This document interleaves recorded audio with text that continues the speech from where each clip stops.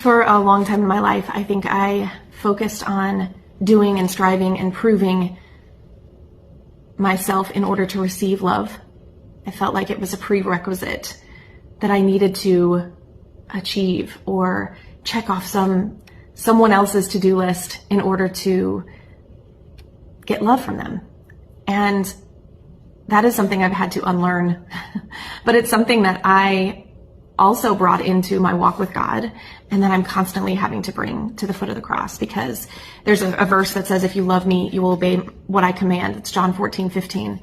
And yet I looked at that verse for the longest time of, I have to prove it. I mean, if I say I love God, then I gotta work. I've got to strive. I know it's not by works, but it's proof of, right? And so I had to prove it. But really what's so beautiful about this verse is it's the other way around. If you love, then the rest flows. So love is the origin point for what comes after. And then obedience is just something that you do because you love.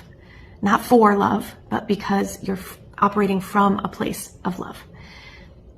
And so I had to ask myself today, and I'll ask you all too, where in my life, in my walk with God, in my relationship with other people, where am I operating for love instead of from a place of love? And that could play out in relationships. It could play out in work dynamics. It can play out in your walk with God. But until we come to a place where we are so in love with Jesus, just to be in love with him, not to prove something, not to achieve something, earn something, but just because we love him, until we are there, we are going to exhaust ourselves from striving. And scripture says, cease striving and know that I am God.